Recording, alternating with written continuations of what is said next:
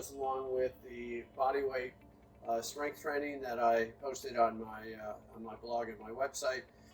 And I'm going to take you through 3 days. I'm going to demonstrate the exercises.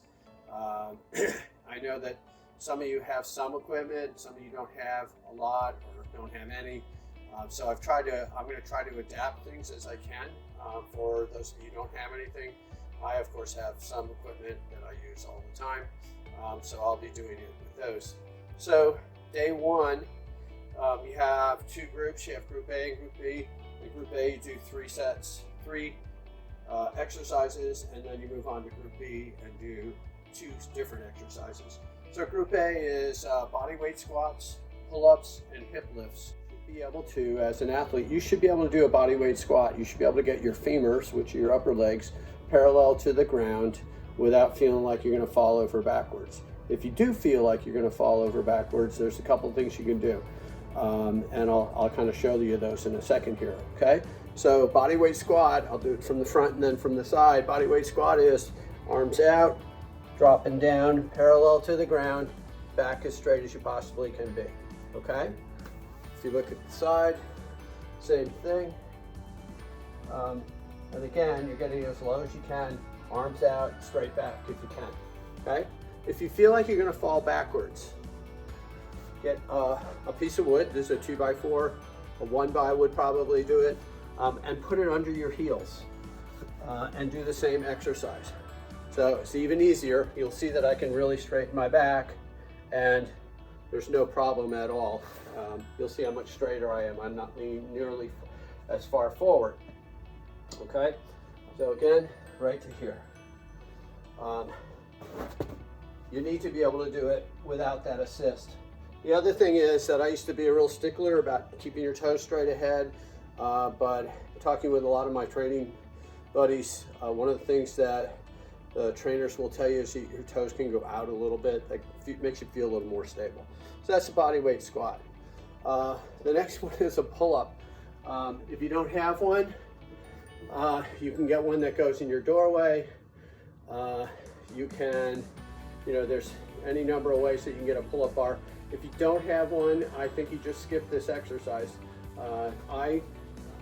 There's 2 ways. You can do the underhand method and go up. You can do the overhand method and go up. And then finally, the one that I use quite often is this one. And all 3 of those are good. The underhand is supposedly the easiest, followed by this one, followed by that one. And you'll see that I only make you do 4 sets of 1 to start, and you can progress that. So you do 4 sets of 1, and what I'll do in my website later on is do the progression from the 4 sets of 1 to, I think it goes 2 sets of 2, 3 sets of 2, and on and on. And a hip lift is basically laid on the floor. I'll lay sideways, and here you just lay back, so you can only see my hips now, but that's fine. And what you're going to do is you're lifting your hips and you're engaging your glutes. This is actually a pull when we were talking about pushing and pulling. A squat is a push, and a pull-up is obviously a pull-up. So this one is a pull for your hips, and you engage your glutes, you tense them up, and you push those hips right up. Okay, and the other thing I like to do is have my heels kind of dig in rather than doing it flat-footed. Like you get more extension there. Okay, if you want to get ambitious about this, you can do single legs, and in that case, all you do is the same number of reps on each side.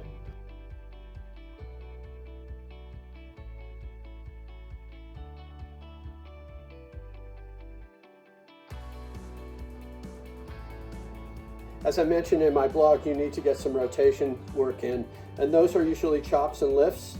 I have 2. I have strictly I have half kneeling chops, which I'll demonstrate here in a second, and I use bands. So I have these bands here that I use, and I'll show you how we use those. And then the other is planks, and planks are strictly a core exercise, but they're really good, and we can progress those as we move forward. So half kneeling chops are, you get into a split squat position, and talk about something that's like shooting. You have the resistance above, okay, and what you do is you pull down to like your hip. So this is really, when you think about it, is your shooting motion when you're cranking a shot, and I can show you that really quickly. So if I'm shooting, I'm right here, and I kind of pull through, so you can see that a chop is really important. And again, you do both sides. You pull, you have the back knee up, and you chop over it. Okay, well, let's say you don't have those stretchy cords. You can use weight. So you start here, and you pull down, okay? And again, pull down. Anything you can add to some resistance up here, but really what you're working on is that core. Sometimes you can use a medicine ball works.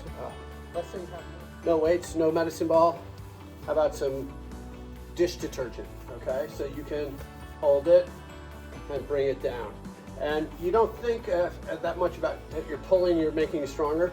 But one of the things we know is that you not only do you accelerate, but you also decelerate. So you're working those muscles to decelerate that jug of water. Milk jug full of water works great. Any resistance. So you are doing some work there, probably not as much as if you have the resistance from above. Okay, so the final exercise is planks, and those are fairly simple. What you want to do is get into the plank position, which is basically a push-up position with your arms bent. I'll show you that in a second. All right, so from the front, you go down. I like to keep my arms. Some people will have you do it like this. I actually try to do it like this. Keeps your shoulder alignment correct. And all you do is toes in, butt up. And as I said, tighten your glutes, draw in your belly, and hold it for 30 seconds. And breathe. That's the other thing.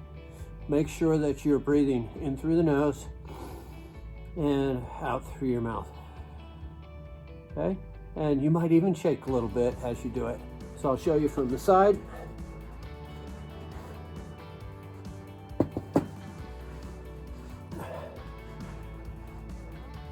From the side, arms are out, nice and straight.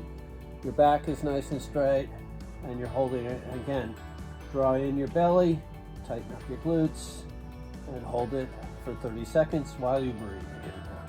Okay, that's day one, groups A and B. That doesn't seem that hard, but if you work hard at these on the technique and you're engaging your core and all those exercises, I think you'll find that you are getting a good workout. You certainly can increase the number of reps of each of those that you do if you're not feeling like you're getting enough. And we'll start to load some of this and make it a little more challenging going forward.